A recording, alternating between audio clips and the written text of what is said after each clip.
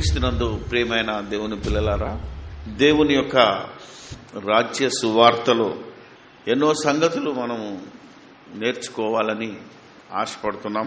ఇంతవరకు క్రైస్తవ ప్రపంచం ప్రవక్తల బోధలోనే ఉండి వారికి జరిగిన వాటిని మనకు ఎత్తి చూపుతూ వాళ్లకు జరిగేవే మనకు కూడా జరుగుతాయి అనే ఒక భ్రమలో మన నుంచి క్రైస్తవ్యాన్ని మరొక ఇశ్రాయేలీలుగానే చూపడానికి ప్రయత్నం చేశారే తప్ప, క్రీస్తు యేసునందున్న వారు ప్రత్యేకింపబడిన ప్రజలని, వారు వెలుగులో నివసించేవారని, స్వతంత్రులని, దేవుని వాక్యపు వెలుగులో నడవవలసిన వారని, దేవుని ఆత్మచేత ముద్రింపబడిన వారని, క్రైస్తవునికున్న ఆధిక్యత, క్రైస్తవులకున్న గొప్పతనము, క్రైస్తవుల యొక్క జీవన విధానాన్ని ఇశ్రాయేలుతో పోల్చడమే తప్ప క్రీస్తుతో అపోస్తులతో పోల్చి బోధించే బోధ ఈరోజు కరువైపోయింది. గనుకనే మనము మరి ఎన్నో సంవత్సరాలుగా ఎన్నో విధాలుగా దేవుని మాటలు మాట్లాడిన విధానాలను తెలుసుకొని, అంటే ఆదిలో ప్రవక్తల ద్వారా మాట్లాడిన దేవుడు క్రీస్తు ద్వారా ఎలా మాట్లాడాడు, ఆ తర్వాత అపోస్తలుల ద్వారా ఎలా సిలువ వేయబడిన క్రీస్తు బోధను మనకు అందించాడో తెలుసుకుంటూ వస్తున్నాం. గనక గతంలో మనుషులున్నారు జాగ్రత్త అనే అంశాన్ని మీకు బోధించాను. అబద్ధ బోధకులను గురించి కూడా జాగ్రత్త. ఇప్పుడు అన్ని జాగ్రత్తలు చెప్తున్నాం. మనం విశ్వాసులమైన మనము ఎలా జాగ్రత్తతో జీవించాలి, అవునా కదా? వాళ్ళ బోధలను మనం ఆలోచిస్తున్నాం. ఏది తప్పుడు బోధ, ఏది రైట్ బోధ, ఏది క్రీస్తు యేసుతో పాటు మనల్ని పరలోకం చేర్చే బోధ. ఈ విధంగా ఈరోజు ప్రతి క్రైస్తవుడు సువార్తను ప్రకటించవలసిన వాడై ఉన్నాడు. మత్తయి రాసిన సువార్తలో మనం గనక గమనిస్తే యేసుక్రీస్తు ఇచ్చిన ఆజ్ఞ ఇది ప్రతి క్రైస్తవుడు పాటించాలి. క్రైస్తవురాలు ఎవరైనా కావచ్చు. రాలనే పదం లేదు ఇందులో, క్రైస్తవులు అని ఉంది కనుకనే అందులో క్రైస్తవుడు, స్త్రీ, పురుషుడు ఏ భేదం లేకుండా వస్తుంది. కనుక ఇలాంటి ఎన్నో బోధలను మనం ఖండించుకుంటూ వస్తున్నాం. తర్వాత మనం ఈ లోకంలో ఎలా బ్రతకాలి, ఇప్పుడు ఎలా మన జీవితాన్ని కొనసాగించాలో నేర్చుకుందాం. ముందుగా మనకు ఇచ్చిన ఆజ్ఞను గుర్తుపెట్టుకుందాం. మత్తయి గారు రాసిన సువార్త 28వ అధ్యాయము 18వ వచనం నుండి. అయితే యేసు ప్రభువు వారి యొద్దకు వచ్చి పరలోకమందును భూమి మీదను నాకు సర్వాధికారము ఇయ్యబడి ఉన్నది. కాబట్టి మీరు వెళ్ళి సమస్త జనులను శిష్యులనుగా చేయుడి. తండ్రి యొక్కయు కుమారుని యొక్కయు పరిశుద్ధాత్మని యొక్కయు నామములోనికి వారికి బాప్తిస్మం ఇచ్చుచు నేను మీకు ఏ ఏ సంగతులను ఆజ్ఞాపించితినో వాటినన్నిటినీ గైకొనవలెనని వారికి బోధించుడి. ఇదిగో నేను యుగ సమాప్తి వరకు సదాకాలము మీతో కూడా ఉన్నానని వారితో చెప్పెను. Wonderful word. ఇందులో ఉన్న పరమార్థాన్ని, మరి లోతైన జ్ఞానాన్ని అందుకోలేక ఈరోజు క్రైస్తవ్యం ఎన్ని ముక్కలైందో మీకు తెలుసు. అందులో మాది గొప్పది అనుకుంటున్న వాళ్ళ గురించి మనం ఆలోచిస్తే, యేసుక్రీస్తు ఆ 11 మంది తర్వాత ఒక ఆయన జైన్ అవుతాడు. 12 మందికి ఇచ్చిన ఆజ్ఞ, మీరు సర్వలోకానికి వెళ్ళి సర్వ సృష్టికి సువార్తను ప్రకటించిన తర్వాత వాళ్ళు అడుగుతారు, అయ్యలారా మరి ఏం చేయాలి మేము అని అడిగినప్పుడు ఏం చేయమన్నాడు? బాప్తిసం. ఎవరికి ఇమ్మన్నాడు? సమస్త జనులు. అంటే ఇంకా యూదులు లేరు, ఇశ్రాయేలు లేరు, అన్యులు లేరు, ఆడవారు లేరు, మగవారు లేరు. అక్కడ గుర్తుపెట్టుకోవాల్సిందంటే ముఖ్యమైన పాయింట్ ఏంటిది? స్త్రీలని పురుషులని లేదు. ఎందుకంటే ఒకప్పుడు ధర్మశాస్త్రంలో ఇశ్రాయేలుడానికి గుర్తేంటంటే ఆ కుటుంబంలోని పురుషుడు సున్నతి చేసుకోవాలి. స్త్రీకి ఆ యొక్క బాధ లేదు, బాధ్యత లేదు. స్త్రీని దేవుడు కంట్రోల్ చేయమన్నాడు. కానీ ఎప్పుడైతే క్రీస్తు యేసు మరణించి సమాధి చేయబడి తిరిగి లేచి తనకివ్వబడిన సర్వాధికారాన్ని, దేవుని సంకల్పాన్ని బయలుపరుస్తూ, మీరు సర్వలోకానికి వెళ్ళండి, సర్వ సృష్టికి చెప్పండి, సకల జాతుల మనుషులను, అంటే జాతి, మత, కుల, భాష, లింగ, వర్ణ ఇంకేమేమున్నాయో ఏ భేదము లేకుండా అందరినీ శిష్యులుగా చేయమన్నాడు. ఈ శిష్యులైన వాళ్ళు ఏం చేయాలి? మరలా వాళ్ళకు తెలిసిన వాళ్ళందరికీ బాప్తిసం ఇస్తూ రావాలి. అంటే ఒకసారి స్త్రీ బాప్తిసం తీసుకున్నా, ఈ స్త్రీ ఏం చేయాలి? మళ్ళీ లోకానికి వెళ్ళి సువార్త చెప్పాలంతే. నేను మీకు ఏ సంగతులు ఆజ్ఞాపించుతున్నో వాటినన్నింటినీ గైకొన వలన వారికి బోధించుడి, అంటే స్త్రీలకు బోధించండి, స్త్రీలే బోధించాలి సువార్త. కానీ సాతాను ఇక్కడ ప్రవేశించి ఏం చేసింది? స్త్రీలు వాక్యం బోధించకూడదు, అవునా కదా, సంఘంలో స్త్రీ మౌనంగా ఉండాలి, ఎన్నో రకాల సిద్ధాంతాలు. అందుకని ఒక బ్రదర్ అండ్ అసెంబ్లీ అంటే బ్రదర్ అండ్ సే అన్నాడు, సహోదరులారా అని ఉంది కదా బైబుల్లో, ఒక వాక్యాన్ని పట్టుకొని. అర్థమైందా లేదా? ఈయన ఒక సంఘం కడతాడు, మరొకడైనా చర్చ్ ఆఫ్ క్రైస్ట్. ఇక్కడ ఆడవాళ్ళు పాటలు పాడకూడదు, ప్రార్థన చేయకూడదు, అవునా కదా? మీరు ఆలోచన. మరి సువార్త చెప్పకపోతే వీళ్ళు ఎందుకు బాప్తిసం తీసుకోవాలి? ఇశ్రాయేల్ వాళ్ళు అక్కడే ఉంటే అయిపోయేది కదా. క్రీస్తు యేసులోనికి వచ్చినాక ఏ భేదం లేదంటే ఇలా ఎన్ని రకాలుగా మనల్ని క్రీస్తుకు దూరం చేసి ఎవరు పనిచేస్తే వాళ్ళకి జీతం అన్నాడు యేసు ప్రభు. ప్రతి వాని, అవునా కదా, క్రియల చొప్పున వాని జీతం అన్నాడు. కాబట్టి నా భర్త చేస్తుడు చాలే, నేనెందుకు చేయాలని ఒక భార్య అన్నదనుకో, క్వశ్చన్ లేదు. భర్త చేస్తే భర్తకే, భార్య చేస్తే భార్యకే జీతం. ఈరోజు రూల్ మారింది, ఆలోచన చేయాలి. అందుకే విశ్వాసులంగా, క్రైస్తవులంగా మనం ఎలా జాగ్రత్తలు తీసుకోవాలి ఈరోజు ఆలోచన చేయండి. మనం ఆలోచన చేస్తే దేవుని వాక్యం యొక్క గొప్పతనం, దేవుడు మానవుల ఎడల చేసిన దయా సంకల్పము ఈరోజు సాతాను యొక్క బోధకుల చేత ఎలా బంధింపబడిందో, ఎలా మరుగు చేయబడుతుందో మనం ఆలోచన చేద్దాం ఈరోజు.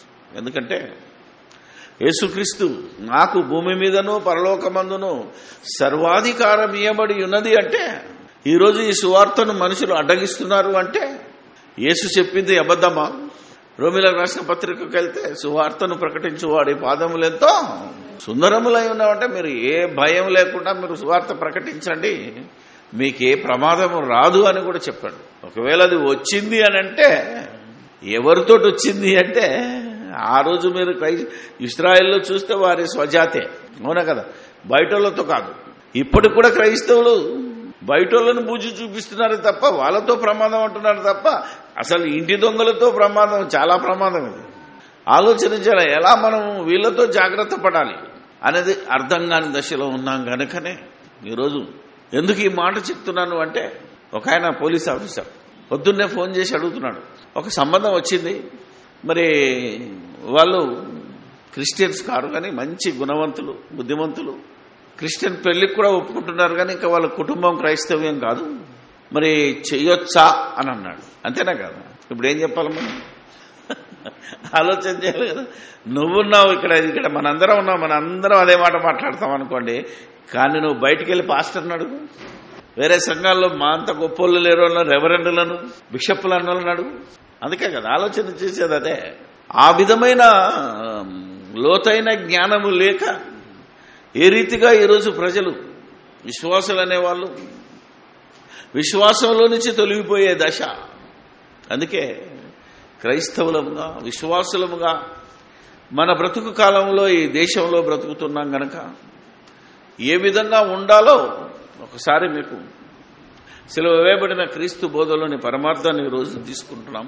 అందుకే చదవబడిన లేఖన భాగం కొరింథీయులకు రాసిన మొదటి పత్రిక, అదే 2వ కొరింథీ 6వ అధ్యాయమా 6:14, మీరు అవిశ్వాసులతో జోడుగా ఉండకుడి. 14వ వచనం. So wonderful word. ఇదే ఈరోజు క్రైస్తవ్యానికి అర్థం కాక విశ్వాసులమైన మనం ఏ విధంగా దెబ్బతింటున్నామో, మనం చేసే బోధ, మనం చెప్పే వాక్యము అన్యులైన వారు ఎందుకు స్వీకరించలేకపోతున్నారో, వారు మన మీద ఎందుకు పగబడుతున్నారో ఒకసారి మనం ఆలోచన చేయాలి. అందుకే ఆనాటి ఇశ్రాయేలీలు క్రైస్తవులు బ్రతుకుతున్న స్వాతంత్రాన్ని చూసి మా మతాన్ని చెడగొడుతున్నారు, మా విశ్వాసాన్ని చెడగొడుతున్నారు అని ఆనాటి క్రైస్తవులను హింసించారు. ఈరోజు క్రైస్తవులం అనుకుంటున్న వారు క్రీస్తుచ్చిన స్వతంత్రాన్ని గ్రహించక మా క్రైస్తవ్యాన్ని చెడగొడుతున్నారు అని మన మీద దాడి చేస్తున్నారు.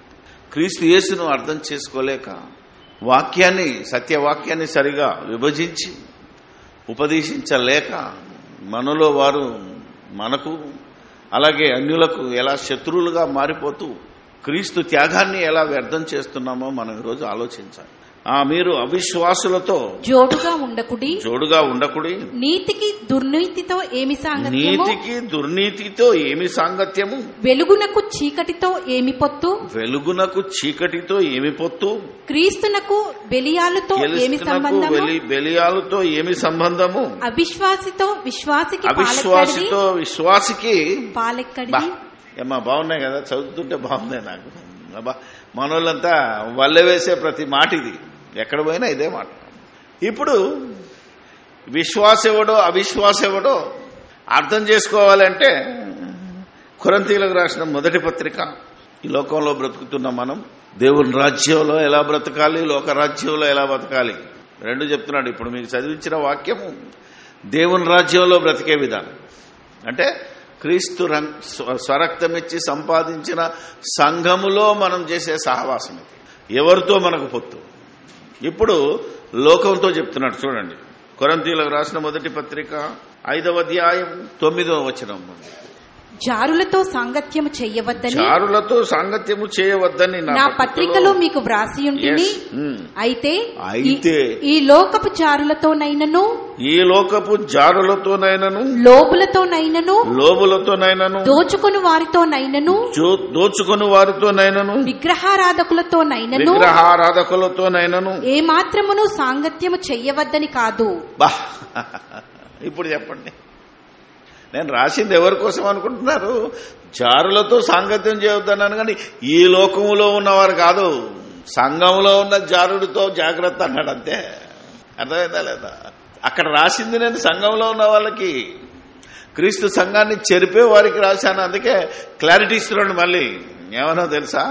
ఈ లోకపు జారులతోనైనను లోపులతోనైనను దోచుకుని వారితోనైనను విగ్రహారాధికులతోనైనను ఏమాత్రము సాంగత్యము చేయవద్దనే.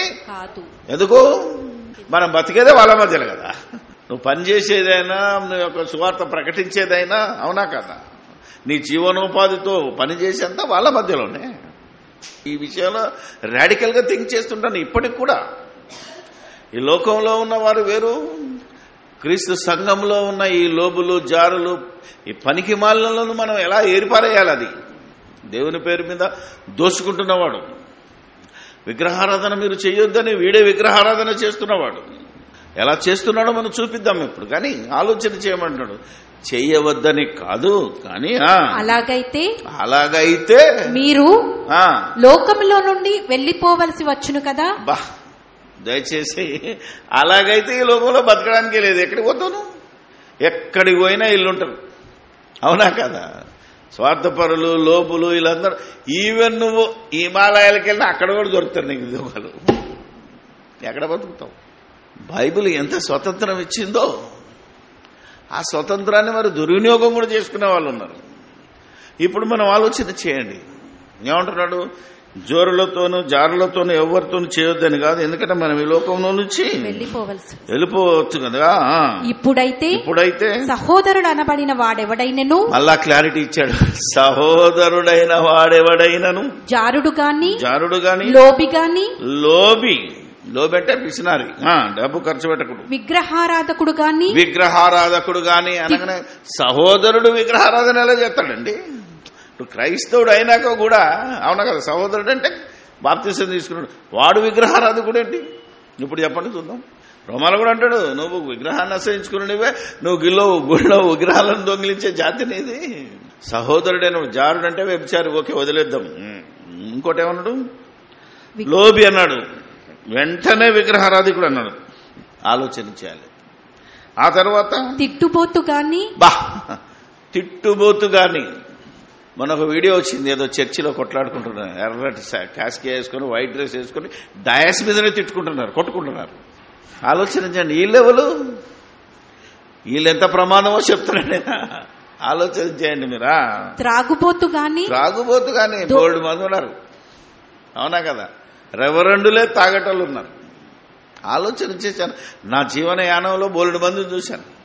విపరీతంగా తాగేవాళ్ళు ఉండొచ్చు. ఒకసారి దేవునిలోనికి వచ్చావంటే ఖచ్చితంగా బంద్ చేయాలి. ఎందుకంటే దీంట్లో దుర్వ్యాపారం ఉంది, మత్తు ఉంది, రకరకాలుగా నువ్వు నేరం చేసే అవకాశం ఉంది. బేసును కొట్టేయమన్నాడు. తర్వాత దోచుకొనువాడు గాని అయ్యియున్న ఎడల అట్టివానితో సాంగత్యము చేయకూడదు, భుజింపను కూడదని మీకు వ్రాయించున్నాను. వెలుపలి వారికి తీర్పు తీర్చుట నాకేలా? వెలుపలి వారికి దేవుడే తీర్పు తీర్చును గాని మీరు లోపటి వారికి తీర్పు తీర్చువారు కనుక. అందుకే మనం ఈరోజు చేస్తున్న బోధంతా లోపలి వారికి, క్రైస్తవులని చెప్పుకుంటూ ఇలాంటి దుర్వ్యాపారం చేస్తున్న దుర్మార్గులకు, దేవుని నీతి నెరగక, అదే దుర్నీతి అన్నాడు. ఇప్పుడు అక్కడి దాకా వెళ్ళిపోదాం, దీని ముందు చూపిస్తున్నాను మీకు. ఇప్పుడు దేవునిలో ఉండి విగ్రహారాధికుడు ఎవడంటే, ఎఫెసీయులకు రాసిన పత్రిక 5వ అధ్యాయము, దేవుని కోసం పని చేయక, దేవుని సేవ కోసం డబ్బియక, ఆస్తులు కూడగొట్టుకొని ఏ రియల్ ఎస్టేటో లేకపోతే ఇంకేదో డబ్బు సంపాదించాలనే ఆలోచనతో ఉన్న వాళ్ళని గురించి ఎఫెసీయులకు రాసిన పత్రిక 5వ అధ్యాయము 5వ వచనం చదవండి. వ్యభిచారి అయినను అపవిత్రుడైనను విగ్రహారాధికుడై ఉన్న లోబి అయినను క్రీస్తు యొక్కయు దేవుని యొక్కయు రాజ్యమునకు హక్కుదారుడు కాడను సంగతి మీకు నిశ్చయముగా తెలియును. విగ్రహారాధికుడైన లోబి అంటే దేవుని పేరు చెప్పుకొని, దేవుని సేవకునని చెప్పుకొని ఏ విధంగా డబ్బు కూడబెడుతున్నాడో వాడు లోబి. ఏ లోబి అయితే ఉన్నాడో పిసినారి, అర్థమైనా? దేవుని పనికి ఇవ్వడు, ఇంట్లో మాత్రం. అవునా కదా? మీరు ఆలోచించాలి. సేవ చేస్తున్నాం ఏమన్నా ఇస్తారంట, అదే ఓ పెళ్లి చేయమను, ఒక బర్త్డే చేయమను, లక్షలు ఖర్చు పెట్టుకుంటాడు. తినుమా తాగుమా మనుషులను సంతృప్తి పరచడానికి, లేదా ఖర్చు పెట్టడానికి భయపడేవాడు, రాసుకుంటాడు ప్రతిదీ, తిన్నది కూడా లెక్కేసుకుంటున్నాడు, ఆడు లోబి. ఇప్పుడు వీడిని ఏమంటున్నది బైబిల్ అంటే విగ్రహారాధికుడు అంటుంది. ఎందుకంటే రూపాయి జేబులో ఉన్నదనుకోండి, దీన్ని ఎవడైతే మొక్కుతాడో, దీన్ని ఎవడైతే గుండెల్లో పెట్టుకొని అర్థమైందా దాచుకుంటాడో వీడే విగ్రహారాధికుడు. అంటే సహోదరుడైన వాళ్ళలో విగ్రహారాధికుడు అంటే డబ్బుకు దండం పెట్టేటోడు, డబ్బును కూడగట్టాలని ఆశపడేవాడు, డబ్బు కోసమే బ్రతికేవాడు, డబ్బు ఆస్తి అంతస్తులు లోకం కోసమే బ్రతికేవాడిని విగ్రహారాధికుడు అన్నాడు బైబిల్లో. కాబట్టి వీళ్లతో మనం సాంగత్యం చేయకూడదు అంటున్నాడు కనుక మళ్ళీ ఇప్పుడు కొరింథీయులకు రాసిన పత్రిక 2వ కొరింథీ 6వ అధ్యాయము చదవబడిన లేఖన భాగాన్ని మనం చదువుకుందాం. 14వ వచనం దగ్గరకు వద్దాం. మీరు అవిశ్వాసులతో జోడుగా ఉండకుడి, నీతికి దుర్నీతితో ఏమి సాంగత్యము? ఇక్కడ క్లారిటీ ఇచ్చాడు. విశ్వాస అంటే ఎవడు, అవిశ్వాస అంటే ఎవడు? విశ్వాసి అంటే యేసు దేవుని కుమారుడని విశ్వసించిన వాడు విశ్వాసి, ఇది దాని అర్థం. అలాగే ఇంకా ఎన్నో విషయాలు తీసుకున్నాయి, ఒకటే కాదు. ఫస్ట్ విశ్వాసం, ఎందుకంటే ప్రవక్తలందరూ విశ్వాసం కోసం ప్రకటించారు.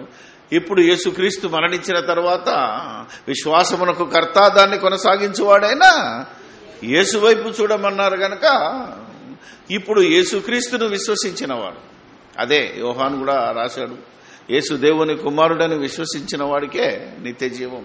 అద్వితీయ సత్యదేవుడవైన నిన్నును నీవు పంపిన యేసుక్రీస్తును ఎరుగుటయే నిత్య జీవం. అంటే వీళ్ళు విశ్వాసం.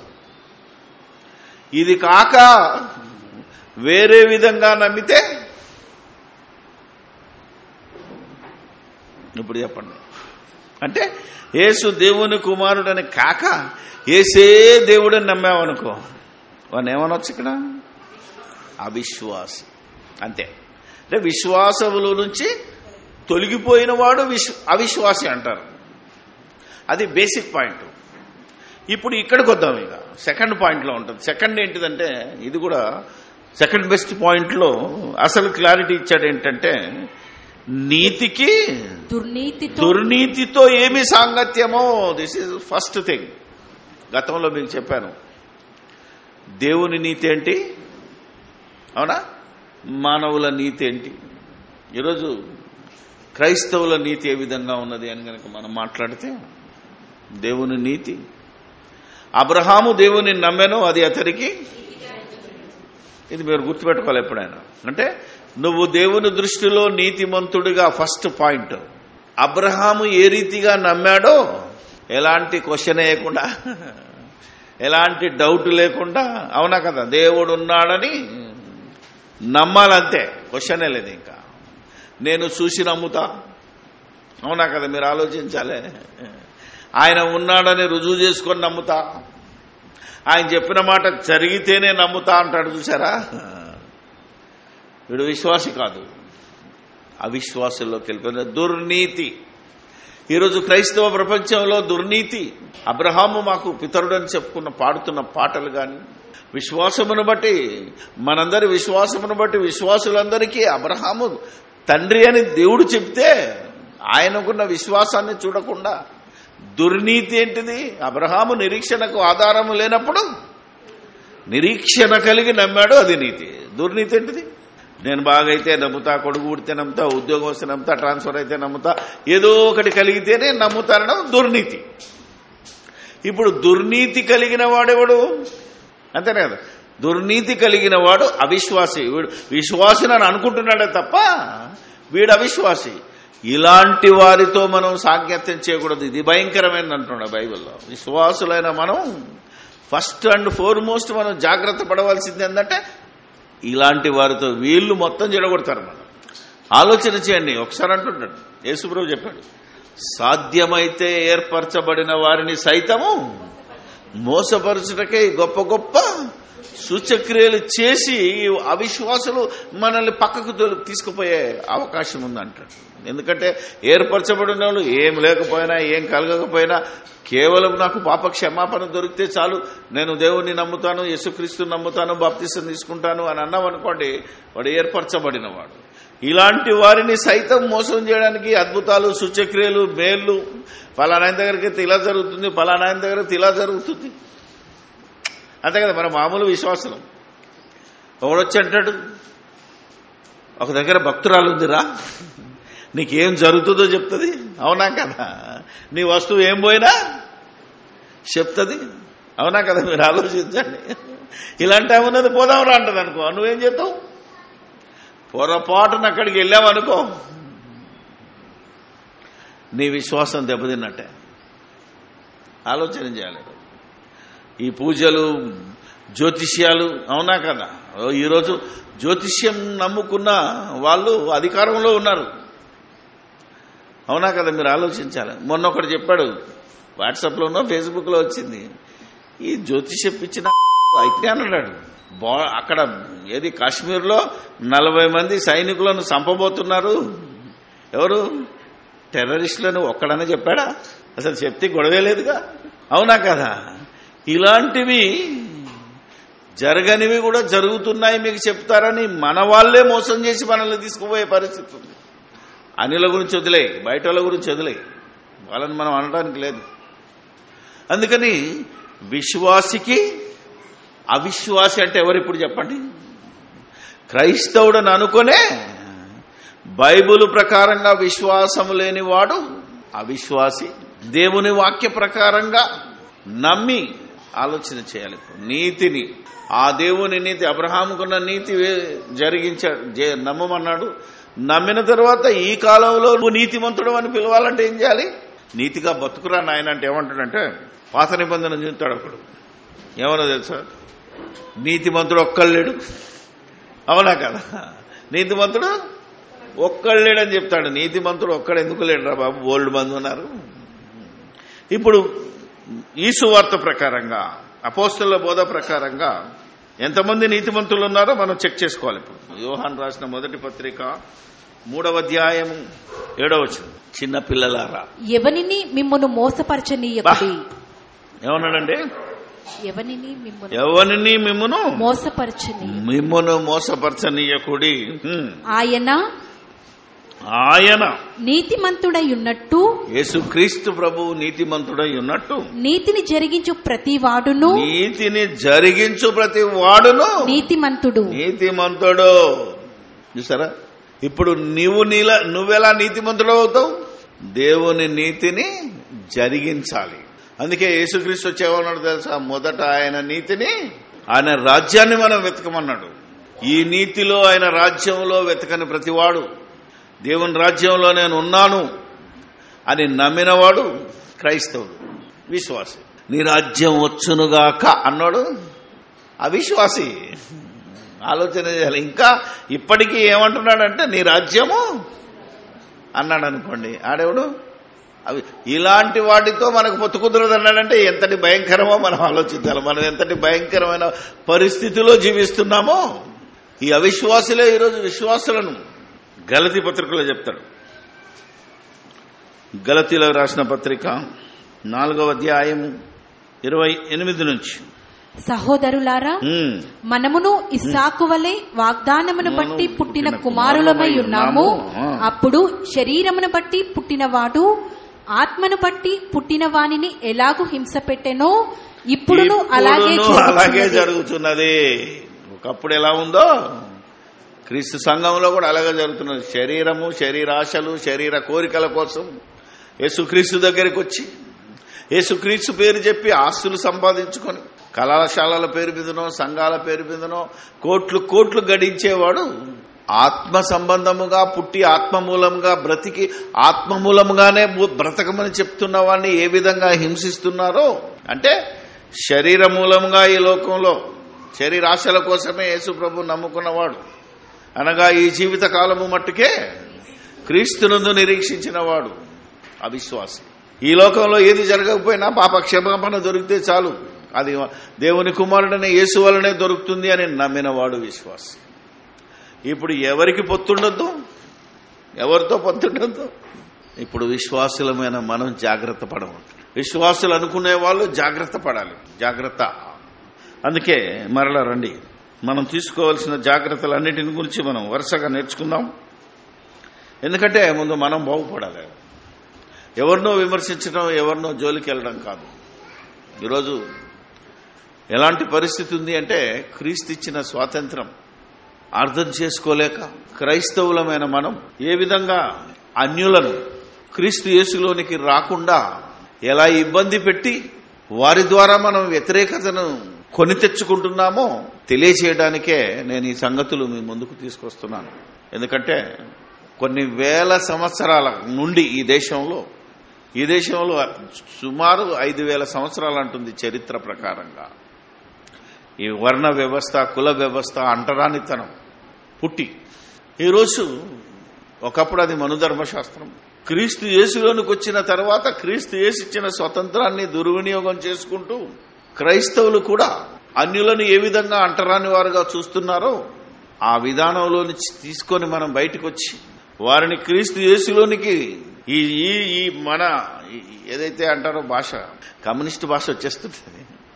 జనజీవన స్రవంతి, నిత్య జీవమైన స్రవంతిలోనికి లాక్క రావాలి అంటే ఈ అన్యులతో ఎలా మనం సహవాసం సాంగత్యం చేసి వారిని ఎలా తీసుకురావాలో నేర్చుకోవాలి.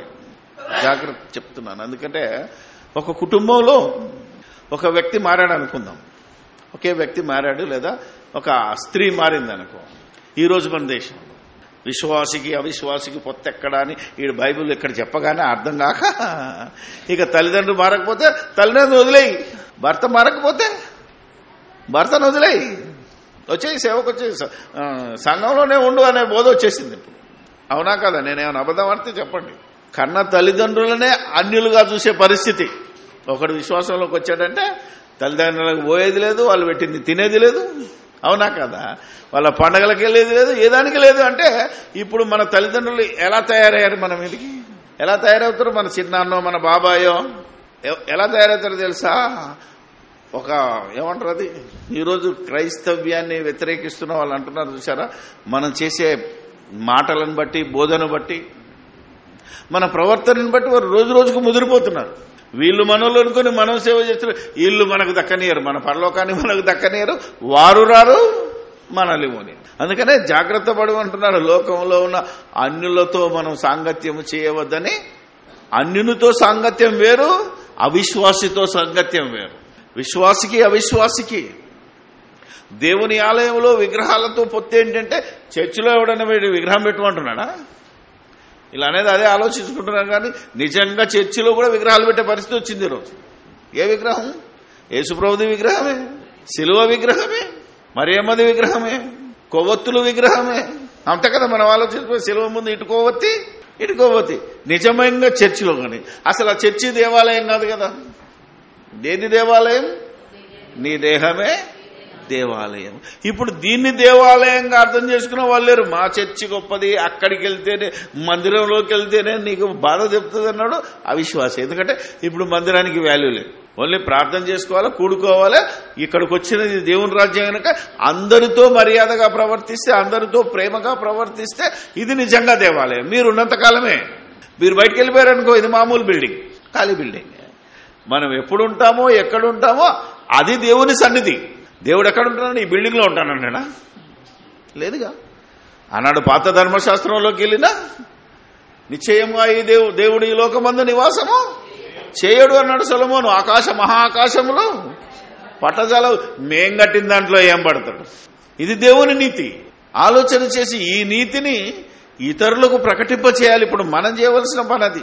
కానీ ఈరోజు హైదరాబాద్ కానీ నగరాన్ని, మన దేశాన్ని చూస్తే ఎలాంటి పరిస్థితి అంటే, నడి రోడ్డు అండి. అవునా కదా? చిన్న గుడి ఉంటుంది. మనుషులు చచ్చిపోయినా పర్లేదు కానీ ఆ గుడిని మాత్రం తీయకూడదు అంటాడు. అంటే దేవాలయం యొక్క మనస్సులో, వాళ్ళ మనసులో నాటుకొని పోయింది. కానీ అది కాదు దేవాలయం, ఇదేని మనం చెప్పాలంటే ముందు మన చర్చి కూడా దేవాలయం కాదని చెప్పాలి ఆడికి. అది చెప్పం. మళ్ళా నీది దేవుడు కాదు, నీది దేవాలయం కాదు, నీది విగ్రహం అంటే వాడు ఊరుకుంటాడా? ఆలోచన చేద్దాం. ఒరే బాబు, అవి కాదే కాదు అనే బోధ చేసి, విశ్వాసములో దేవుడి నీతి ఏం చెప్తుందంటే దేహమే దేవాలయం. కాబట్టి అవతల మనిషిలో ఉన్నది కూడా దేవాలయమే. అతడు ఒకవేళ యేసును నమ్మకపోవచ్చు, కానీ నీ తండ్రి, నీ తల్లి, అవునా కదా, నీ బాబాయ్, నీ మామ, అవునా కదా, నీ అత్త, ఏదో ఒక రక్త సంబంధం ఉంది, బిడ్డ, వీళ్ళందరూ అన్న తమ్ముడు, వీళ్ళను నువ్వు క్రీస్తులోనికి రావాలంటే వాళ్ళతో సాంగత్యం చేయాలి, తప్పదు. వాళ్ళు కలిసిపోవద్దు వాళ్ళని తీసుకురావడానికి. వారికి నువ్వు బోధ చేయాలి నీ ప్రవర్తన ద్వారా, నీ మాట ద్వారా. అది ఈరోజు దేవుడు 1 కొరింథీ 5లో చెప్పిన మాట, ఇప్పుడు 2 కొరింథీ 6లో చెప్తున్న మాట. అంటే ఈ లోకంలో ఉన్న ఈ యొక్క విశ్వాసంలోనే చెప్పుకుంటున్న అవిశ్వాసులతో మనం జోడిగా ఉండకూడదు అంటున్నాడు. అందుకే క్రీస్తునకును బెలియాలతో ఏమి సంబంధము? అవిశ్వాసితో విశ్వాసికి పొత్తెక్కడిది, పాలెక్కడిది. అసలు ఇది చేయడానికే వీలేదు. దేవుని ఆలయమునకు విగ్రహములతో ఏమి పొందిక. Wonderful Bible. ఇంతకీ దేవుని ఆలయం అనగా మళ్ళీ ఆడికి వెళ్ళకు, కింద వెంటనే చెప్పాడేమని, మనము జీవము గల దేవుని ఆలయమై ఉన్నాము, అందుకు దేవుని ఇలాగు సెలవిచ్చుచున్నాడు. ఇది ఇంకా ఈ క్రిస్టియానిటీలో చాలా మందిలో ఇది జీర్ణించుకోలే. మా ఆలయము, మా ఆలయము, మా గుడి, మా చర్చి అనే బోధలో ఉన్నారు తప్ప మేము దేవునికి ఆలయం. ఆలోచన దేవుని ఆలయం మనం అన్నాను కంటే దేవుని ఆలయాలతో కూడినది ఇది. అందుకే టెంపుల్స్ ఆఫ్ గాడ్. అంత పొడుగైతే అర్థం కావట్లేదని ఏం చేసినా కుదించి వీఆర్ ద టెంపుల్స్ ఆఫ్, ఇది కాదు చర్చి, మేమే చీకటిలో నుంచి ఆశ్చర్యకరమైన తన వెలుగులోనికి పిలిచిన వాని గుణాతిశయములను ప్రచురం చేయి నిమిత్తము రాజులైన యాజక సమూహం మేము. సంఘం అంటే కాల్డ్ అవుట్ బాడీ, ఎక్లేషియా అని ఉంటుంది. ఎక్లేషియా అని పెట్టుకోవచ్చు కానీ అది గ్రీకు పదం, మనకెందుకు? అవునా కదా? సంఘం, క్రీస్తు స్వరక్తం ఇచ్చాడు కనుక క్రీస్తు సంఘం అని పెట్టుకోవద్దు అన్నదే. దాని ప్రకారంగా బ్రతుకుతున్నావా లేదా? అలాంటి వారితో ఉన్నావా? ఇందులోకి వచ్చిన తర్వాత కూడా లోక సంబంధమైన వాటిని గురించి ఆలోచిస్తున్నావా? నీ దేహము దేవాలయమైనప్పుడు దీంట్లో ఈ లోకమనే డబ్బు, కులము, మతము, భాష, ప్రాంతం, ఇవన్నీ అనే విగ్రహాలను తీసుకొచ్చి ఇందులో పెట్టావా? ఇది చూసుకోమంటున్నాడు. ఇలాంటి విగ్రహాలు ఎవరి లోపలైతే ఉంటాయో వాడితో మనకు సంబంధం లేదు, వాళ్ళతో మనకు పొత్తు కుదరది. అందుకే అంటున్నాడు, నేను వారిలో నివసించి సంచరించును. పాత నిబంధనలో మనం బతకవలసిన విధానాన్ని ఇర్మియా ద్వారా ప్రకటించిన వాక్యం ఇది. నేను వారిలో నివసించి సంచరింతును, నేను వారి దేవుడనై యుందును, వారు నా ప్రజలై యుందురు. వారిలో ఉంటాను అంటే నువ్వేమో బిల్డింగ్ లో ఉండమంటావు, ఆయన మనలో ఉంటానన్నాడు. ఇప్పటికీ అర్థం కాలేదు. మనలో ఉండాలి అన్నాడు విశ్వాసి దేవుడు, లేదు మా చర్చిలో ఉండన్నాడు అవిశ్వాసి. మేము కట్టిన గుళ్ళో ఉండు నాయన, అవునా కదా, మనోదారి చెప్పాను. నువ్వు అందులో ఉండు. ఎక్కడ కడతాం దాన్ని? ఊరు సెంటర్ చూస్తాం, కావాలంటే ఎత్తైన కొండ చూస్తాం, అవునా కదా. మంచి ఫారెన్ నుంచి తెచ్చిన చెక్కలు పెట్టి ఇనుప ఏమంటుంది అది గేట్ వేసి తాళం కూడా వేస్తాం. మాకు ఇష్టమైన ఆదివారం నాడు వచ్చే తెరిచి మిమ్మల్ని ఆరాధిస్తాం. మళ్ళా దానికి లాకేసి, ఎందుకు లాకేస్తాం? మళ్ళా లాక్ తీసుకొని బయటకు వచ్చి మమ్మల్ని ఇబ్బంది పెడతాడేమో.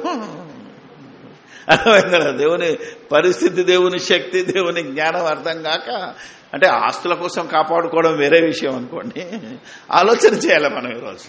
అందుకే టెక్నికల్గా ఆలోచించమంటున్నాను. దేవుని వాక్యంతో సమాధానపడి దేవుని వాక్యంతో బేరీజు వేసుకో, దీనికి సాక్ష్యాలను వెతుక్కో. ఒకటే కాదు, బోర్డు ఉంటాయి. ఎందుకనే ఏమంటున్నాడు,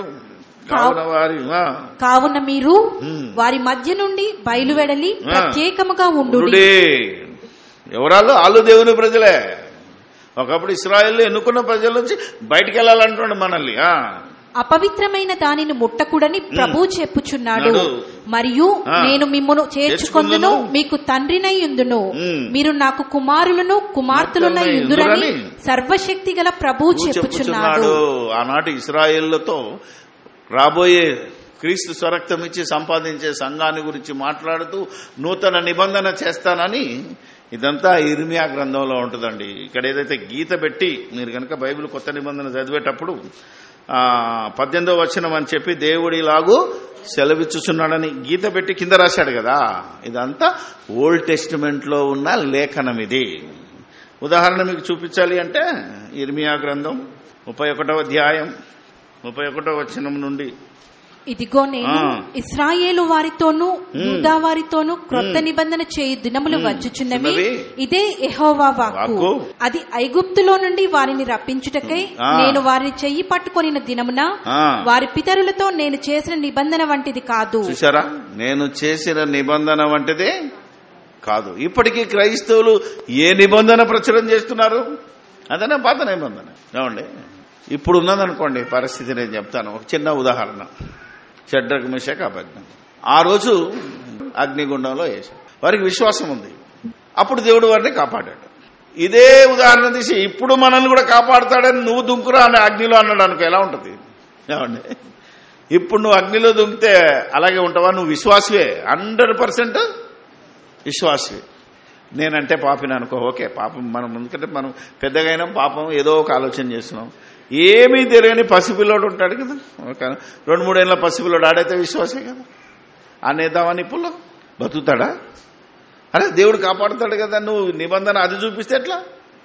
ఇప్పుడు కాపాడాడు. వాళ్ళు అలా కాపాడేది ఉంటే మన కళ్ళ ముందు జరిగిన చరిత్ర ఉందిగా. గ్రాహం స్టెన్స్ లేడా, వాళ్ళిద్దరు కొడుకులు, పాపం ఆయన పెద్ద ఆయన ఎంతో సేవకుడు, ఆ పిల్లలు అమాయకులు కదా, స్వచ్ఛమైన భక్తులు, వాళ్ళు చిన్నపిల్లలు, వాళ్ళందరూ అగ్నిలో వేస్తే మరి కాలిపోయారు కదా.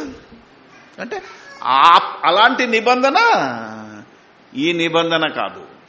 మనము క్రీస్తుతో మన దేవుడు క్రీస్తు ద్వారా మనతో చేసిన నిబంధన, ఆనాటి ఇశ్రాయేలు చేసిన నిబంధన. అందుకే అంటున్నాడు, అక్కడ నేను దేవాలయంలో, అంతే కదా, మీరు ఒక దేవాలయం కట్టుకుంటే పోనీ నేను నా మహిమతో నింపుతాను అన్నాడు. అక్కడ ఇక్కడ మీరు చర్చి కట్టుకోండి లేదు, ఉన్న దేవాలయాన్ని కూలగొట్టించి మళ్ళా దేవాలయం ఎక్కువవుతుందని ఏం చేశాడంటే, అది ఉంటే ఉంటుంది కనుకనే ఇప్పుడు దేహాన్ని దేవాలయంగా మార్చుకోమన్నాడు. అందుకే ఏం చెప్తున్నాడు చూడండి, నిబంధన వంటిది కాదు. నేను వారి పెనిమిటినైనను వారు ఆ నిబంధనను భంగము చేసుకొనిరి, ఇదే యెహోవా వాక్కు. ఈ దినములైన తరువాత నేను ఇశ్రాయేలు వారితోనూ యూదా వారితోనూ చేయబోవు నిబంధన ఇదే. వారి మనస్సులలో నా ధర్మ విరోధి ఉంచెదను, ధర్మ విధి ఉంచెదను, వారి హృదయం మీద దాన్ని వ్రాసేదను.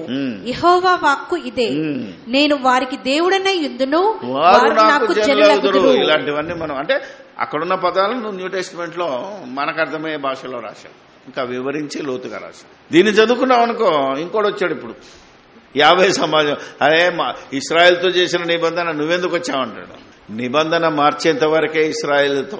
ఎప్పుడైతే నిబంధన మార్చి చనిపోయి తిరిగి లేచినాడు అనుకోండి, అప్పుడేమన్నాడు, నాకు సర్వాధికారం వచ్చేసింది, ఇది సర్వజనులతో నేను చేస్తున్నాను నిబంధన అన్నాడు. అంతే. ఇప్పుడు యేసుక్రీస్తుని చూపించి యోహాను ఏమన్నాడు, బాప్తిసం నుంచి యోహాను, ఇశ్రాయేళ్ల పాపములను మోసుకొని పోవు దేవుని గొర్రెపిల్ల అన్నాడా, లోక పాపములను మోసుకొని పోవు. అందుకే మనందరం ఈ నిబంధనలోనే ఉంటాం. ఈ నిబంధన మనకు స్వతంత్రం ఇచ్చింది.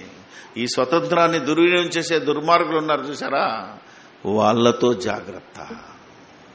లోకంలో ఉన్నవారితోటి నువ్వు జాగ్రత్త పడాలి, కానీ సాంగత్యం చేసేటప్పుడు ఏ విధమైన మెలకువలతో ఉండాలో, ఏ విధమైన వారి యొక్క స్వతంత్రాన్ని, వారికి ఇచ్చిన వారి నమ్మకాన్ని ఎలా గౌరవిస్తూ, వారి సాంప్రదాయాలను గౌరవిస్తూ ఎలా మనం ముందుకు సాగాలో ఒక పౌలు మనకు చూపించాడు. అన్యజనులతో ఎలా ఉండాలి, యూదులతో ఎలా ఉండాలి. కాబట్టి వీటన్నిటినీ గమనిస్తే విశ్వాస ఎవరో, అవిశ్వాస ఎవరో, అన్యులెవరో. ఈరోజు విశ్వాసులమని చెప్పుకుంటున్న మనం, క్రైస్తవులమని చెప్పుకుంటున్న మనం ఇన్ని జాగ్రత్తలు తీసుకొని మన జీవనయానంలో ముందుకెళ్లి నిత్య జీవానికి మనం వారసులు కావాలి. కాబట్టి ఈరోజు మరి ఈ అంశాన్ని నేర్చుకున్నాం. ఇంకా మరికొన్ని అంశాలను మరో వారాన్ని మనం నేర్చుకుందాం. ప్రార్థన చేసుకుందాం. పరిశుద్ధుడైన మా తండ్రి, పరలోకమందును భూమి మీద మనుషులుగా జీవిస్తున్న మా అందరిలోనూ అందరుగా ఉన్న దేవదేవుడా నీకు స్తోత్రాలు చెల్లిస్తూ ఉన్నాం. ఒకప్పుడు చీకటిలో ఉన్న మేము, నీ కుమారుడు మమ్మను పిలిచిన ఆశ్చర్యకరమైన ఆయన వెలుగులోనికి మేము వచ్చాం. ఈ వెలుగులో ఏ విధంగా మేము బ్రతకాలో, ఈ వెలుగు రాజ్యంలో అనేక మంది చీకటి సంబంధులు, బలాత్కారులు ప్రవేశించి బలాత్కారంగా దాన్ని ఆక్రమించుకుంటున్నారు. వారితో మేము జాగ్రత్త పడుతూ ఈ లోకంలో అన్యులైనటువంటి మా సహోదరులతో దేవా ఏ విధంగా బ్రతుకుతూ వారిని విశ్వాసం